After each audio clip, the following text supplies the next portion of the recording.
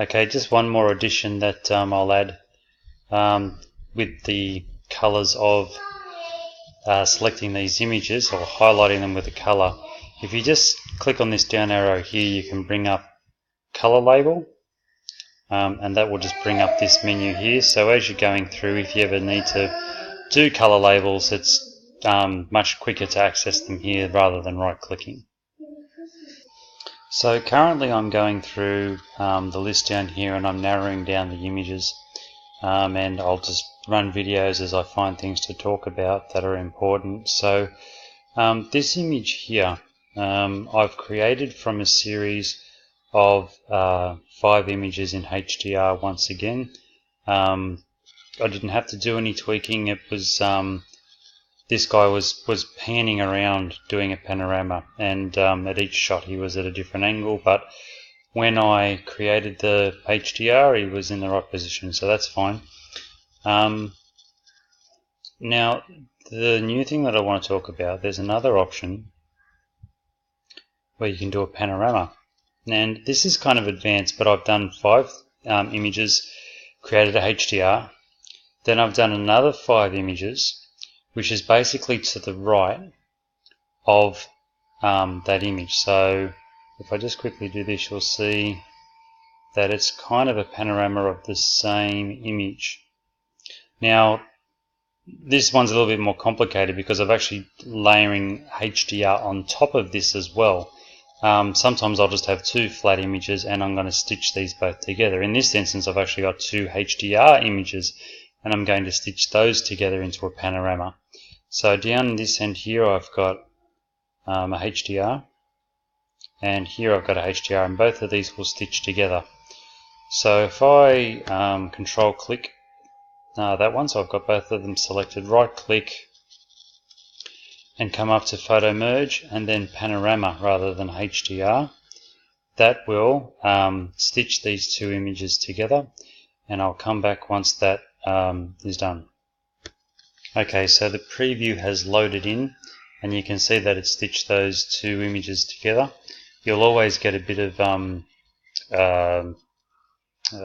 distortion like this. It's just the nature of how the panorama works, and what I will do is then crop this out, and sometimes I even fill in these white spaces with the cloning tool. I will show you that because you're going to need to know how to do that. You aren't necessarily going to need to know how to do the stitching and the HDR, because the way that I'm thinking about it at the moment is that you are just going to be getting the result. You're going to be getting this file once it's been output, and you're going to get a HDR. You wouldn't even know that it's a HDR. So it's good that I'm showing you this. It may come in handy in future for another project, but the way that I see it, I need to know what images you will be retouching and color correcting. So I'll be doing this phase and then you'll be taking it from there. Just so you know, spherical is pretty much the is always the option. The other ones don't produce pleasing results. Really you don't need to do anything in here except merge the image, and that will image once it's crunched will come up as another one of these types of images, which I'll show you in a sec. Okay, so this is now finished. The image appears to be damaged. Really? Looks okay to me. I don't know why it's saying that. So let's zoom out again. I take these photos for the 1100, or is it 1093 by 598 images, the ones that are quite, so the last image in a scenic gem. I take these every now and then because they give a good panoramic perspective. They're able to capture a lot more information than, I mean, I'm using a wide angle lens, but it's still sometimes not wide enough, and this allows me to capture a lot of information like these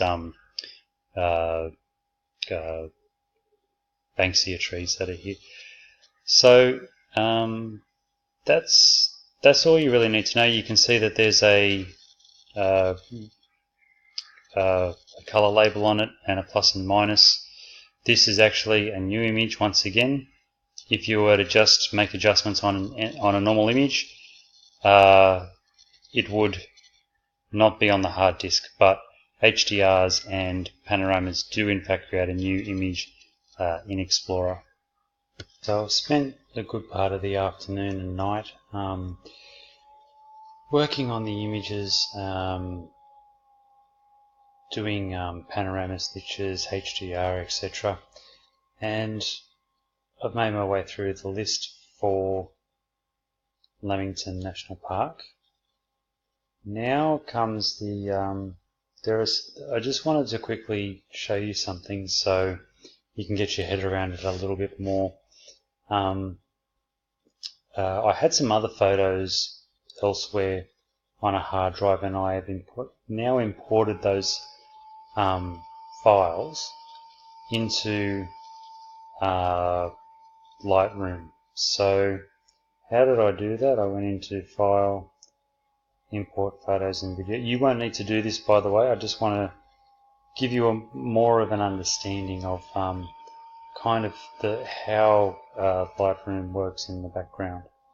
So what I had was this Kristen's Camera Scenic Rim folder, and I had a whole bunch of images in there that I've been meaning to get around to processing, and within all of these straight off the camera folders there was some more Lamington raw photos, and if I click on any one of them, well, it's saying no photos are found because I've actually imported them, but they would have all appeared here, and then I imported them on the right hand side. Once again, you don't need to do this, but I'll get to my point in a second. I imported some new files basically from my C drive into the Lightroom catalog. So into Lamington National Park. So this is my hard drive as well. This is coming from my hard drive, and this is going to my hard drive. I'm just taking them from one place via move to another place. But in the process of going from here to here, they're going into the Lightroom catalog. That's how they sort of get imported in the first place into Lightroom. Now, I apologize if this is confusing you, but hopefully it will all start to gel. Now, I've imported into the Lamington National Park, into the raw folder. So I've got some photos in there.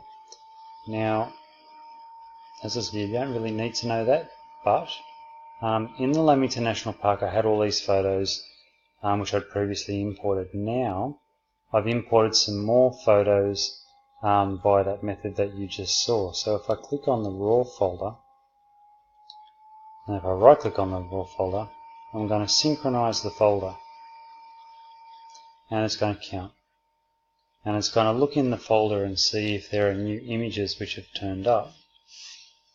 So this is kind of what I was wanting to get you to understand, not what I just sort of explained. I'll just pause the video and wait for it to finish syncing.